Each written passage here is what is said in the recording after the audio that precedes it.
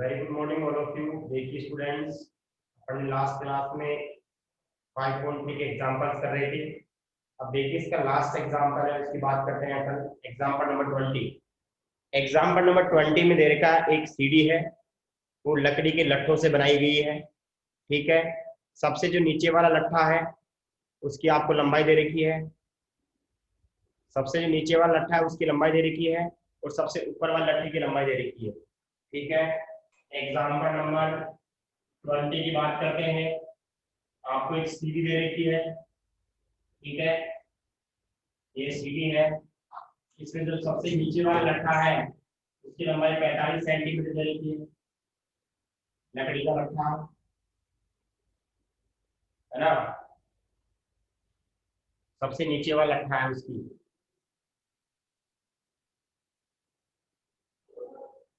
हाँ, और सबसे ऊपर टॉप वाला है उस लट्ठे की लंबाई दे रखी है 25 सेंटीमीटर।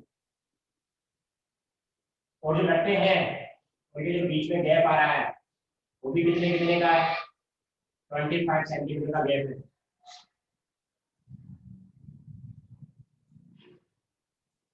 कहने का मतलब ये वाला 25 का गैप है, 25 सेंटीमीटर का गैप है। और जो ये आपको लेंथ है ये सबसे टॉप और सबसे बॉटम है। यानी कि अगर मैं बात करूं सबसे ऊपर वाला और सबसे नीचे वाला जो लट्ठा है उनके बीच में गैप दे रखा है 2.5 मीटर का। 2.5 मीटर का। अगर मीटर को सेंटीमीटर बदलेंगे तो क्या होगा? 100 से मल्टीप्लाई करना पड़ेगा। 100 से मल्टीप्लाई करना पड़ेगा।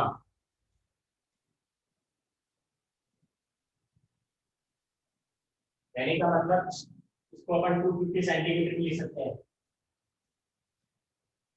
2.5 मीटर को 250 सेंटीमीटर लिख सकते हैं। तो उससे मैंने मल्टीप्लाई कर दिया। अब देखो यहाँ से आगे क्या बात करते हैं अपन।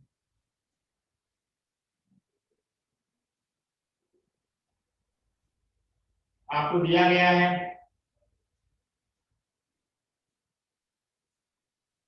सबसे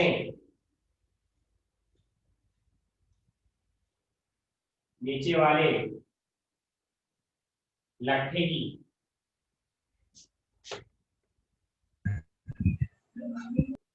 एक सेकेंड,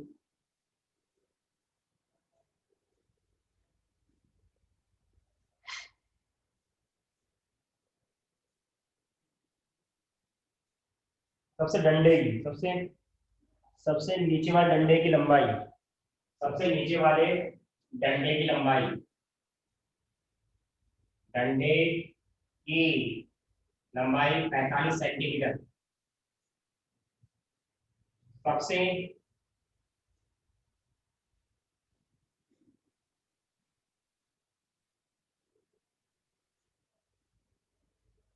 सबसे ऊपरी डंडे की लंबाई 25 सेंटीमीटर। ठीक है, सबसे ऊपरी व नीचे वाले व सबसे नीचे वाले डंडे के बीच में गैप, सबसे नीचे वाले डंडों की मध्य की दूरी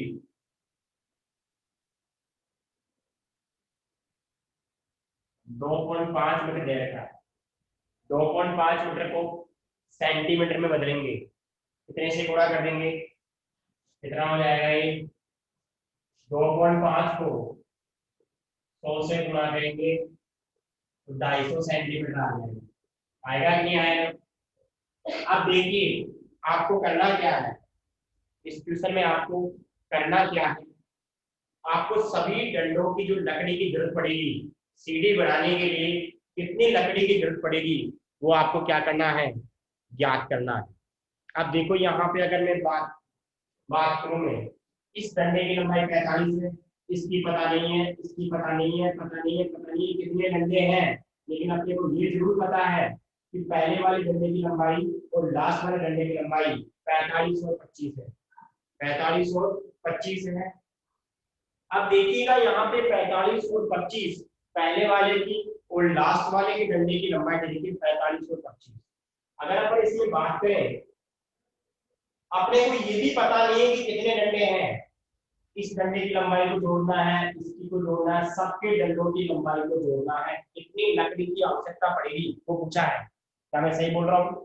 दूसरा में ऐसे पूछा है कि डंडों को बनाने के लिए कितनी लंबाई लंबाई लकड़ी देना आवश्यक होगा, मतलब सभी डंडों की लंबाइयों को जोड़ना है। अब जोड़ने का मतलब क्या ज्ञात करना है बताइए, जोड़ने का मतलब क्या होता है? कमेंट बॉक्स में कमेंट करके बताओ क्या ज्ञात करना है। एसएन ज्ञात करना है। क्या ज्ञात करना है? एसएन ज्ञात करना है। अब एसएन में देखिए कौन सा वाला फॉर्मूला लगाएंगे, सेकंड नंबर वाला फॉर्मूला लगाएंगे, छोटे वाला फॉर्मूला लगाएंगे। क्यों? क्योंकि एसएन का फॉर्मूला क्या होता है? एन बटा दो ए प्लस एन। आपको पहले डंडे की लंबाई दे दी है 45, लास्ट वाले डंडे की लंबाई दे दी है 25, लेकिन अपने को एन पता नहीं है। अब एन कैसे कैलकुलेट करेंगे वो देखिएगा, सबसे इंपॉर्टेंट है एन कैसे कैलकुलेट किया जाए। देखिए स्टूडेंट्स, यहाँ पे अपन एन कैसे कैलकुलेट करेंगे उसकी बात करते हैं। देखो यहाँ पे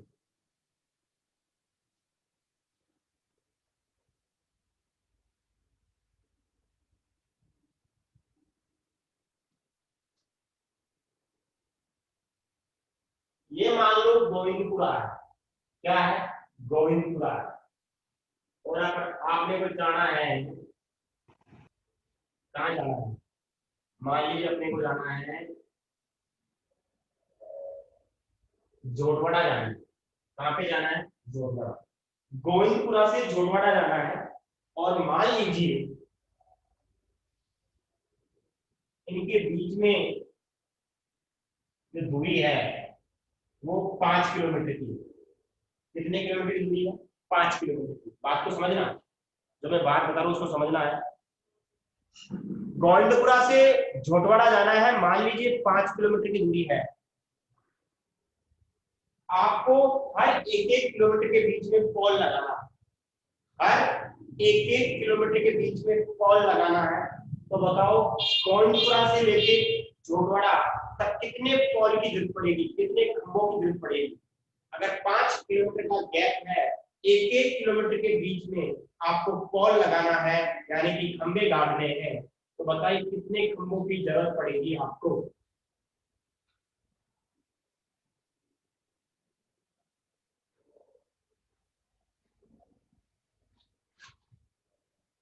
कितनों की जरूरत पड़ेगी?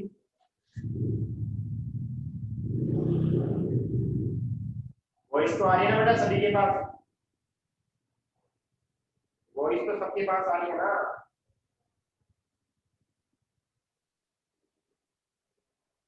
हाँ, 4 की जरूरत पड़ेगी, 4 खंभों की जरूरत पड़ेगी। 4 तो रॉन्ग है, 4 की जरूरत नहीं पड़ेगी, रॉन्ग है 4। और कोई आंसर? अरे गलत सही जो भी बताओ, आंसर तो बताओ।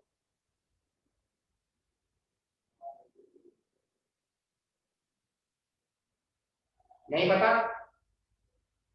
मैं बताऊं?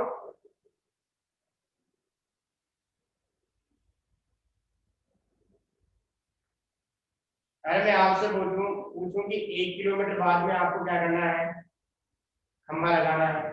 फिर अगले किलोमीटर पे खंभा लगाना है, फिर अगले किलोमीटर पे खंभा लगाना है। कितने खंभों की जरूरत पड़ेगी?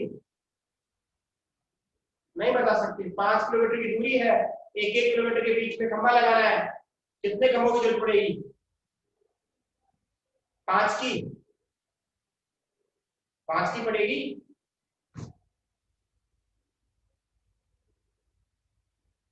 गलत है, 5 नहीं आएगा आंसर। 4 भी नहीं आएगा, 5 भी नहीं आएगा, तो सर फिर आंसर क्या आएगा वो देखिएगा। आप मेरे को बताओ, यहाँ खंभा लगाओगे आप, यहाँ लगाओगे, यहाँ लगाओगे, यहाँ लगाओगे और झोटवाड़ा भी लगाओगे। आपने 1 किलोमीटर लिया, 1 kilometre, 1 kilometre, 1 kilometre, 1 kilometre, 5 kilometre हो गए। खंबे कितने हुए? एक खंबा, दूसरा, तीसरा, चौथा और ये पांचवा खंबा। लेकिन अगर आपने खंभों को तार से जोड़ोगे तो गोविंदपुरा से लाइट थोड़ी चली जाएगी भोजपुरा? अरे नहीं जाएगी ना। यानी कि आपने 5 तो निकाल लिए, लेकिन लाइट गोविंदपुरा से भोजपुरा नहीं जाएगी। वो तो गोविंदपुरा से आगे 1 किलोमीटर है ना वहां पे खंबा, यहाँ से लाइट जाएगी भोजपुरा जाएगी।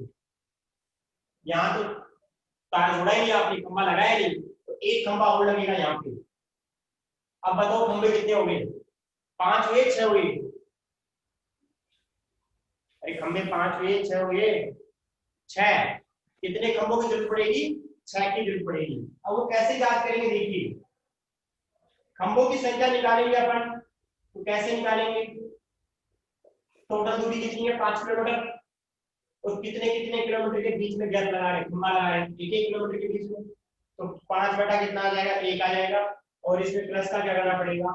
1 और करना पड़ेगा। हर 1 1 किलोमीटर पे प्लस 1 क्यों करना पड़ेगा?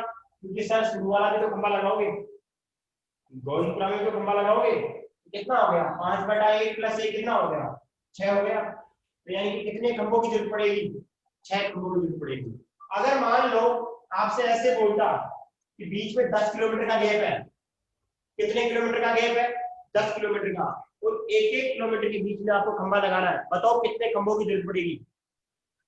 10 किलोमीटर की दूरी है गोविंदपुरा से जोरवाड़ा के बीच में, और आपको 1 1 किलोमीटर के बीच में खंभा लगाना है।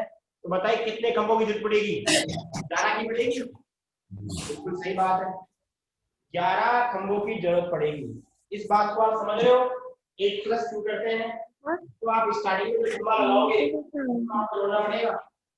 ठीक है, इतनी बात आपके समझ में आ रही है। अब आप मेरे को ऐसे बताओ, शुरू वाले खंभे से लेकर लास्ट वाले खंभे के बीच में कितनी दूरी है? 250 सेंटीमीटर की। डंडों की आवश्यकता, दंडों की संख्या आपको पता है, टोटल 250 सेंटीमीटर की दूरी है। कितनी सेंटीमीटर की दूरी है? 250 सेंटीमीटर की। कितने कितने सेंटीमीटर के बीच में डंडे लगाने हैं? 25-25 सेंटीमीटर के। 25 सेंटीमीटर, 25 सेंटीमीटर, 25 सेंटीमीटर। टोटल दूरी 250 है। जैसे अभी अपन ने क्या किया था, जैसे टोटल दूरी कितनी थी? 10 किलोमीटर थी। वैसे यहाँ पे कितनी दूरी है? 250 सेंटीमीटर है। कितने कितने के गैप में लगाएंगे?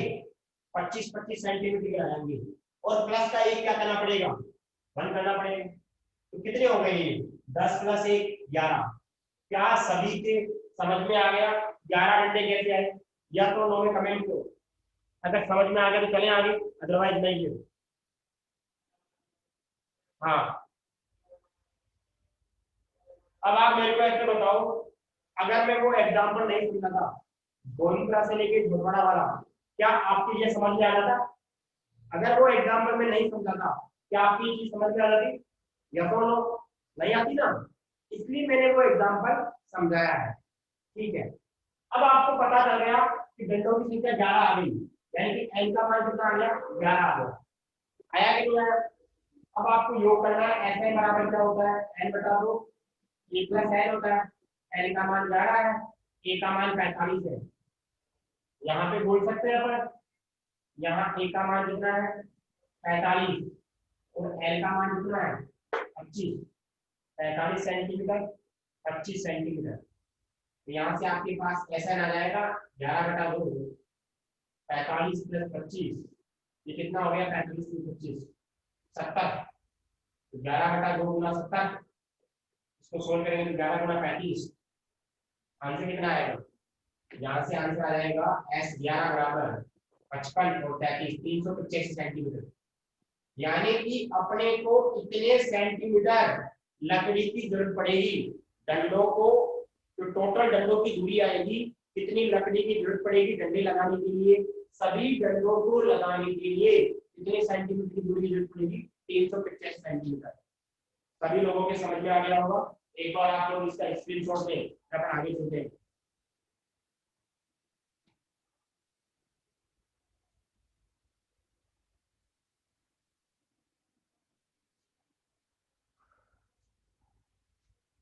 बच्चे आप, अच्छा आप बच्चों को रोकूंगा मैं, कल भी रोकूंगा, बच्चे तो आएंगे, काफी बच्चे आए थे आज। क्या बोलेंगे, मैं आपको आया, मैंने उनको भेज दिया बच्चों को। कल से रोकूंगा, कल से पक्का रोकूंगा ना।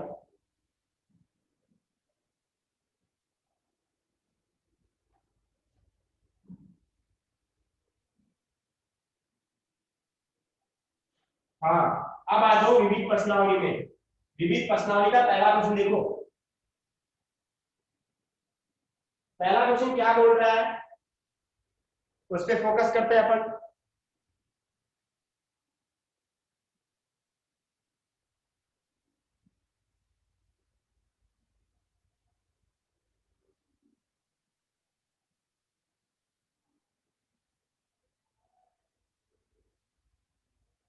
दो समांतर श्रेणियों का सारवंत्र समान है, उनमें से एक का पहला पद 8 है, दूसरे का 3 है, उनके तीसरे पदों के बीच का अंतर ज्ञात कीजिएगा।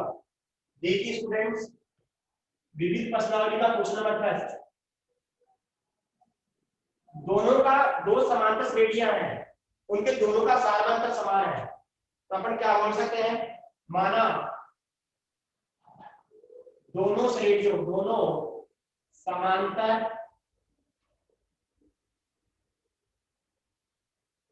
समांतर श्रेणियों का सारवंतर, सारवंतर क्या है, डी है, सारवंतर क्या है, डी, दोनों का डी मान लिया। फर्स्ट समांतर श्रेणी, फर्स्ट समांतर श्रेणी का पहला पद, उसको मैं छोटा ही मान लेता हूं 8। सेकंड समांतर श्रेणी का पहला पद, उसको मैं बड़ा ही मान लेता हूं 3 है। दो समांतर श्रेणियां हैं, उनके दोनों के प्रथम प्रथम पद दिए गए हैं, लेकिन सारवंतर दोनों का सेम है। आपको करना क्या है, दोनों समांतर श्रेणियों के तीसरे पद का अंतर ज्ञात करना है। देखिए स्टूडेंट्स, अपन क्या बात कर सकते हैं, तीसरे पदों का अंतर, तीसरे पदों का अंतर। देखिए पहली वाली ये ए है तो ए 30 लिखना पड़ेगा, और दूसरी वाली ए 30।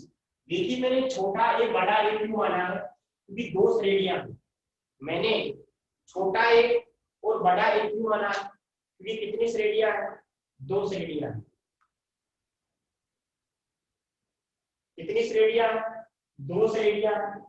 इसको देखेंगे एक बार, यहाँ पे ए 30 का मतलब, ए 30 का मतलब है प्रथम श्रेणी का तीसरा पद। इस ए 30 का मतलब क्या है, दूसरी श्रेणी का तीसरा पद। क्या ये बात समझ में आ गई क्या सभी के, यस और नो में कमेंट करो।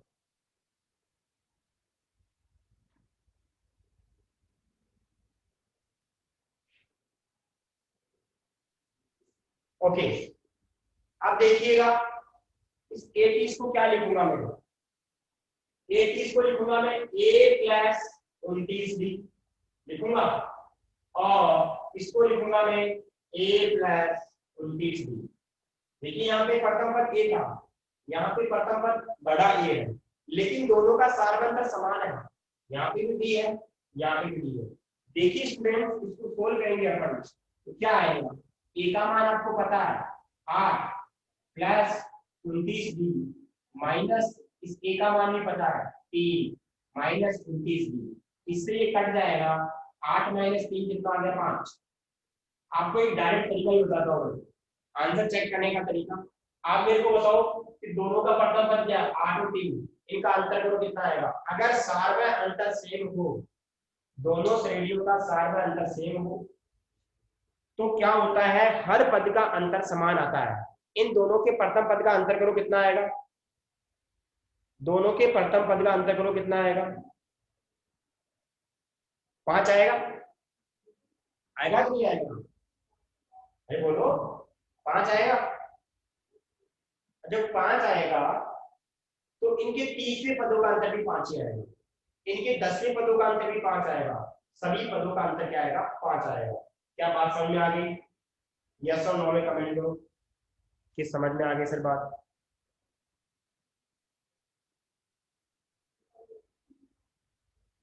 ओके, अब क्वेश्चन नंबर इसका दूसरा, दूसरा क्या बोल रहा है, आपको एपी दे रखी है 18 ए बी माइनस 3, आपको एपी दे रखी है 18 ए बी माइनस 3, तो आपको ज्ञात क्या करना है, ए प्लस बी। देखिए ए प्लस बी का सबसे छोटा तरीका क्या है कि कैसे ज्ञात किया जाए। आप मेरे को बताओ, ये समांतर श्रेणी में है तो क्रमागत पदों का अंतर क्या होगा, समान होगा, यानी कि इस पद, इन दोनों के पदों का अंतर और इन दोनों के पदों का अंतर और इन दोनों के पदों का अंतर क्या रहेगा, सेम रहेगा। दोनों के पदों का अंतर सेम रहेगा तो मैं क्या करूंगा, इन दोनों को लूंगा, इन दोनों को लूंगा, वो क्यों लूंगा अभी समझ में आ जाएगा। इन दोनों को लूंगा पहले को, a माइनस 18 बराबर, अब इन दोनों को, इन दोनों को लूंगा, माइनस ए माइनस बी, इसमें से एक हटा दिया, इसमें से एक हटा दिया, दोनों का अंतर, दोनों का अंतर, बी को इधर ले आओ, ए प्लस बी हो जाएगा, 18 को इधर ले आओ, 18 माइनस 3 हो जाएगा, कितना आ गया 15। आपको यही पूछा था, ए प्लस बी का मान कितना आएगा 18। देखिए अगर आपने इन दोनों का अंतर और इन दोनों का अंतर करते, ए माइनस 18 बराबर बी माइनस ए, तो यहाँ से आप ए प्लस बी ज्ञात नहीं कर सकते डायरेक्ट, लेकिन यहाँ से डायरेक्ट हो गया। ऑब्जेक्टिव क्वेश्चन है, नो टाइप का क्वेश्चन है, जितना छोटा होगा उतना फायदा होगा, ठीक है। तो ये आपका क्या आ गया आंसर। क्वेश्चन नंबर 3, ये बात समझ में आ गई, एक बार कमेंट करो कि यस और नो समझ में आ गया है।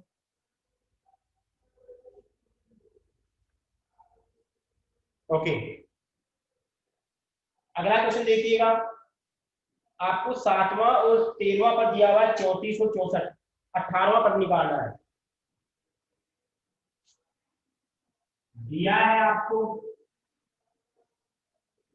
7वां पद, कितना दिया हुआ है, 7वां दिया हुआ है 34, 7वें पद को क्या लिखेंगे, ए प्लस 6b बराबर 34, और आपको समीकरण नंबर 1 हो गया, और आपको दिया हुआ है 13वां पद, 13वां पद दिया हुआ है आपको 64, ए प्लस 12d बराबर कितना है 64। समीकरण 2 में से समीकरण 1 को माइनस करेंगे, समीकरण 1 व 2 को, एक दो समीकरण 2 में से 1 को माइनस करेंगे तो किसका मान आएगा, डी का मान आएगा। डी का मान समीकरण 1 में रखेंगे, ए का मान आएगा, ए का मान आ जाएगा, डी का मान आ जाएगा। आपको ज्ञात क्या करना है, 18वां पद, बताओ 18वां पद क्या होगा, बताओ देखिए 18वां पद क्या होगा।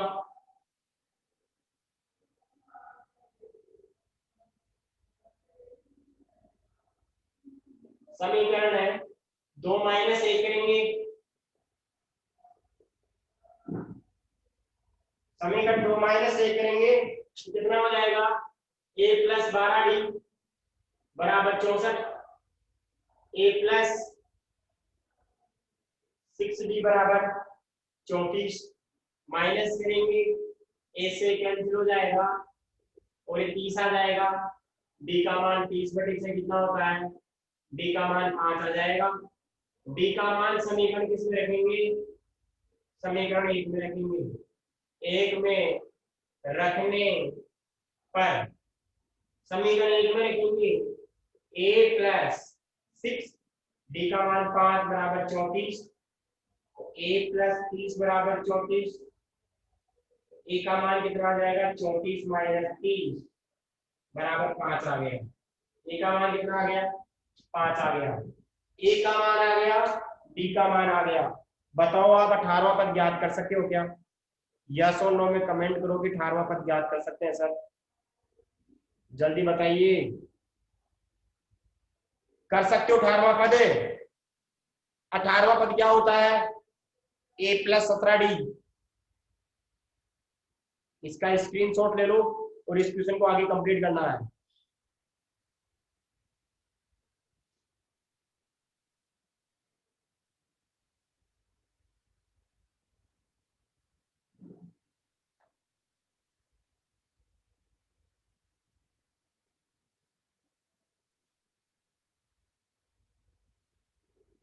हाँ जी,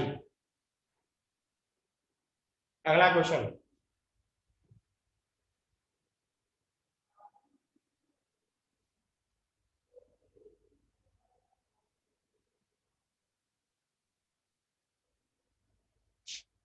अगला क्वेश्चन देखिएगा क्या है। समांतर श्रेणी का प्रथम पद दिया हुआ, सारवंत दिया हुआ और एसएन दिया हुआ, एन की वैल्यू फाइंड आउट करनी है। सब कुछ तो दिया हुआ है इसमें, ए दिया हुआ, डी दिया हुआ, 2, 8 और 90। क्वेश्चन नंबर 4 है, उसमें प्रथम पद दिया हुआ है,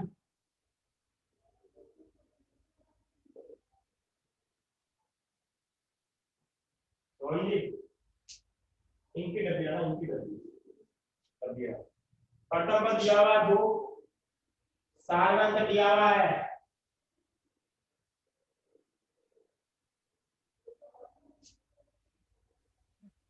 8 और ऐसे दिया हुआ है 90। ठीक है, एसएन का फॉर्मूला लगाएंगे, एन बटा 2, 2a प्लस एन माइनस 22 आएगा।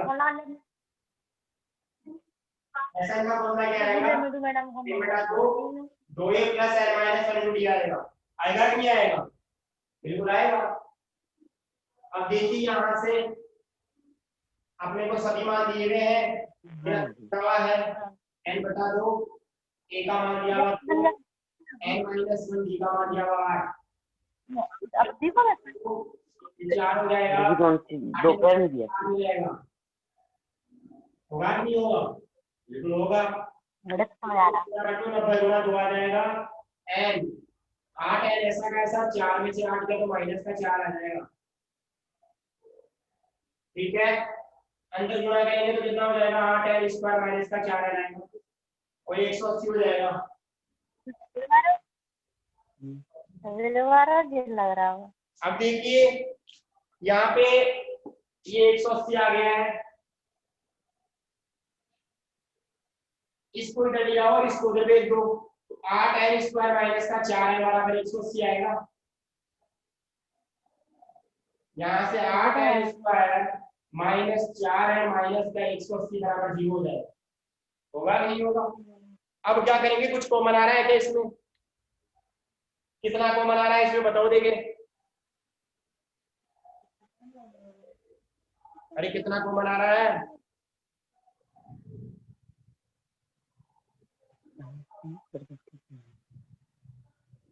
जो कम भर रहा हो वो तो है, आवाज कट कर के आई है, मैक्सिमम नेटवर्क की कमी है इसमें। तो कितना कॉमन आ रहा है?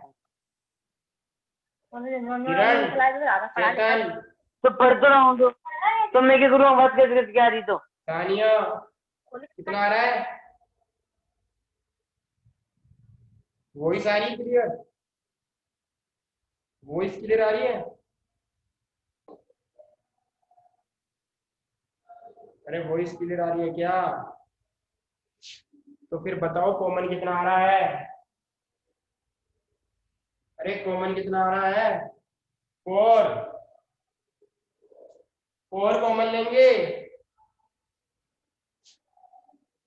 यहाँ पे 4 कॉमन आएगा, क्या आएगा, 2n स्क्वायर माइनस है माइनस 90 बराबर 0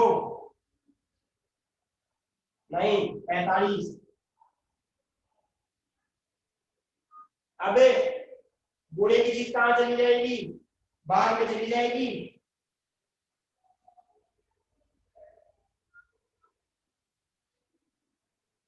तो वो तो 0 हो जाएगी, जैसे बाहर में जाएगी 0 हो जाएगी, वो तो क्या बचेगा, 2n स्क्वायर माइनस का n माइनस का 45 बराबर 0।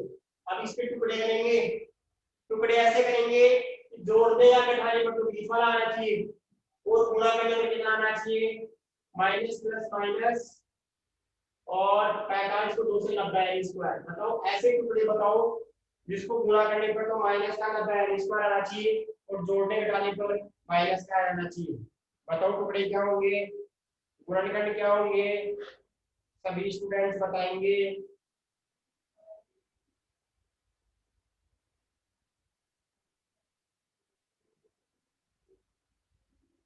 नहीं पता क्या टुकड़े होंगे?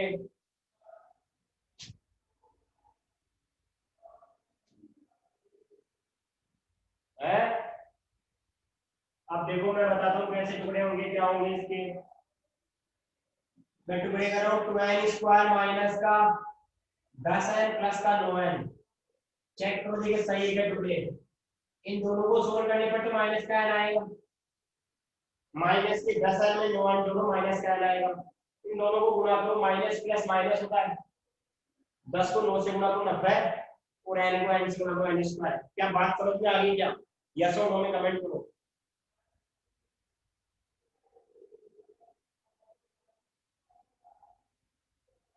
ओके, अब इन दोनों में क्या कॉमन आएगा? 2n कॉमन आएगा, क्या बचेगा यहाँ पे n, यहाँ पे 5 बचेगा। बताओ यहाँ पे क्या कॉमन आएगा? यहाँ पे क्या कॉमन लूं कि n माइनस 5 बच जाए? क्या कॉमन लूं यहाँ पे? 9 बराबर 0। अब इन दोनों में क्या कॉमन आ रहा है? n माइनस 5 कॉमन आ रहा है। यहाँ बचेगा 2n प्लस का 2 बराबर 0 होगा, या तो ये 0 होगा या फिर ये 0 होगा। या तो n माइनस 5 बराबर 0 तो n का मान 5 आ जाएगा, या फिर 2n प्लस 2 बराबर 0 तो n का मान क्या आ जाएगा? मैं आपसे बोलूं कि क्लास में माइनस का 9/2 नंबर है, असंभव है, कभी भी n का मान माइनस में नहीं हो सकता, कभी भी n का मान माइनस में नहीं हो सकता। Sn का मान हो सकता है, an का मान हो सकता है, लेकिन n का मान, मैं बोलूं क्लास में कितने स्टूडेंट्स हैं, आप बोलोगे सर माइनस का 9/2, मैं बोलूं आपका क्लास में रोल नंबर क्या है, सर माइनस का 9/2, ये पॉसिबल नहीं है। ठीक है, तो क्या बोलेंगे? अतः पदों की संख्या कितनी आ जाएगी? यहाँ से पदों की संख्या आ जाएगी 5। यही आपका आंसर है, n का मान आ जाएगा। n तो पूछा आपको।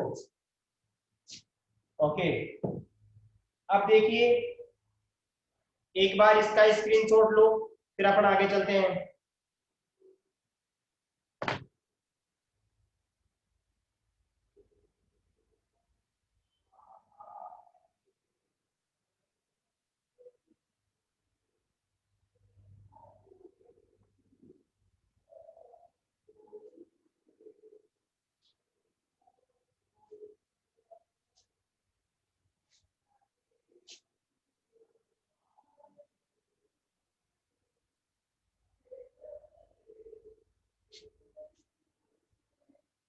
पांचवा प्रश्न देखो क्या दिया हुआ है, Sn का मान दिया हुआ है।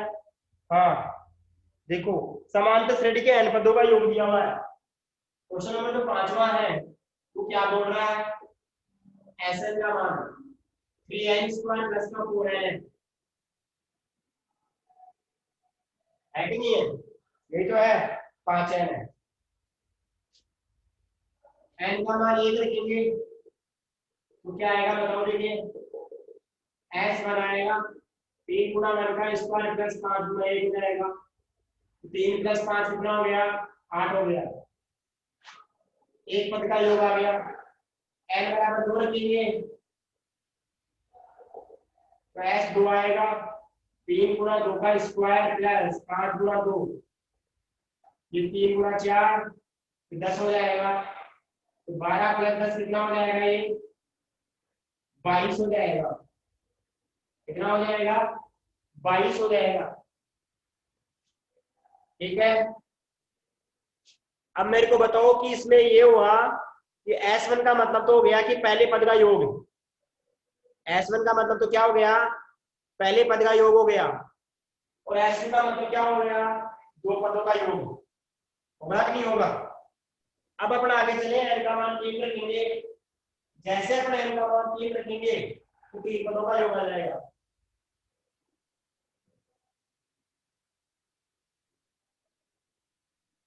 n बराबर 3 रखने पर, n बराबर 3 रखने पर तो s3 आएगा 3 गुना 3 का स्क्वायर प्लस 5 गुना 3, 3 का स्क्वायर 9, 9 3 27 हो जाएगा ये, और ये 12 9 15 42 आ गया है। ठीक है जी, पहले पद का योग आ गया, दो पदों का योग आ गया, तीन पदों का योग आ गया। अब देखिए यहाँ पे पहला पद निकाल सकते हैं, जो पहला पद आएगा वही S1 आएगा, और S1 का मान कितना है 8 है, हो गया काम। दूसरा पद ज्ञात करेंगे तो S2 में से क्या माइनस करेंगे, S1 करेंगे। आपको मैंने फॉर्मूला लिखाया था, तो दूसरा पद ज्ञात करते हैं, दो पदों के योगफल में से पहले पद का योगफल माइनस करते हैं। अरे पता है ना सबको, यस और नो में कमेंट करो, देखिए पता है क्या।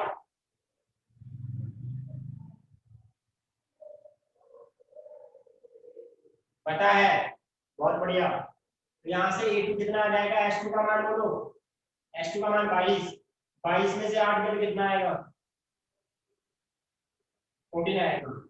अरे पहला पद कितना आया, पहला पद आपके पास 8 आया था, दूसरा पद 14 आ गया। कोई बताएगा तीसरा पद कितना आएगा, पहला पद का मान 8 आ गया, दूसरे पद का मान 14 आ गया। कोई बताएगा तीसरा पद क्या आएगा, तीसरा पद क्या आएगा। अरे 8 और 14 में कितने का गेप है, 6 का गेप है, अगला 20 आएगा, होगा कि नहीं होगा। 8 में 6 जोड़ो 20, 14 आ गया, 14 में 6 जोड़ो 20 आ गया, 20 में 6 जोड़ो 26 आएगा। तो अपन तीसरा पद भी याद कर सकते हैं, वो आएगा S3 माइनस S2 आएगा। S3 का मान पता है आपको 42, और S2 का मान पता है आपको 22, 20 आ गया। ओके ओके, अब देखिए आपके पास AP आ गई है, क्या आ गई है AP, वो AP क्या है, 8, 14 and 20 dash dash dash dash. आपको पूछा क्या क्वेश्चन में, आपको ऐसे पूछा है कि ये क्लास में ऐसा कौन से नंबर का स्टूडेंट है, क्लास में ऐसे कौन से नंबर का स्टूडेंट है जिसके कितने मार्क्स आए हैं, 164 नंबर आए हैं। एक ऐसा स्टूडेंट है जिसके रोल नंबर बताओ, जिसके क्लास टेस्ट में 164 नंबर आए हैं।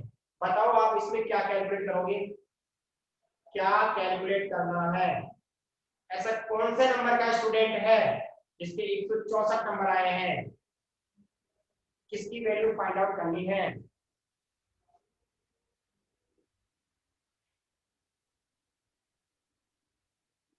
किसकी वैल्यू फाइंड आउट करनी है, किसका मान ज्ञात करना है।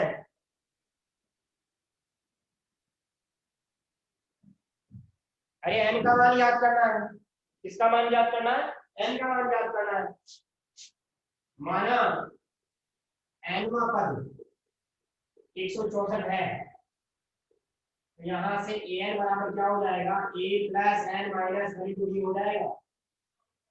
an का मान आपको पता है, an का मान कितना है, an की बात में अपन देखिएगा 164, a का मान 8, n का मान पता नहीं है, b का मान बोलो, 14 में से 8 के 6 बचेगा, 8 इधर भेज दो, 164 माइनस 8 हो जाएगा, और 6 माइनस का 6 हो जाएगा। चलो एक बार इसको सोल्व कर लेते हैं, 164 बराबर 8 प्लस 6n माइनस का 6, 164, 8 में 6 क्या 2 आएगा, 2 को इधर भेज दो, 164 माइनस 2 बराबर 6n हो जाएगा, 162 आएगा। गुणे की चीज कहाँ जाएगी, भाग में जाएगी, 162 में किसका भाग लगाएंगे, 6 का, तो n का मान आ जाएगा, n का मान कितना आएगा, यहाँ से अगर बात करें अपन 6 दूनी 12, 27, इसलिए n का मान क्या आ गया बताओ, n का मान आ गया आपके पास 27, और यही क्या है इसका आंसर है। तो अपन बोल सकते हैं कि 27वें पद का मान कितना आएगा, 27वें पद का मान कितना आएगा, 164 आएगा। आएगा कि नहीं आएगा, बिल्कुल आएगा।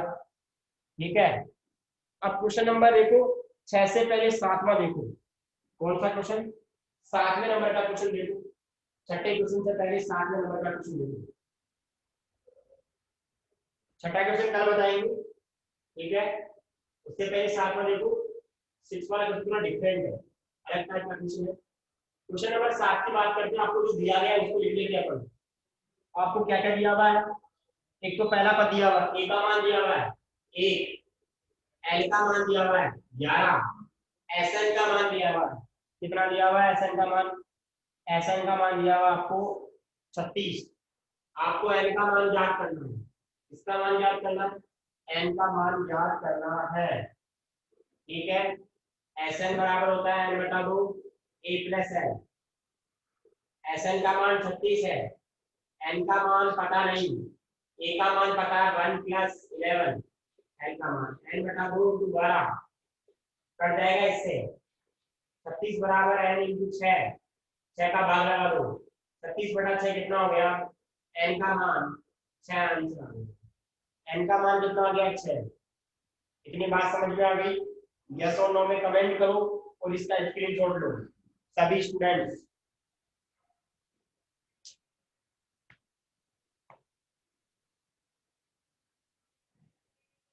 ओके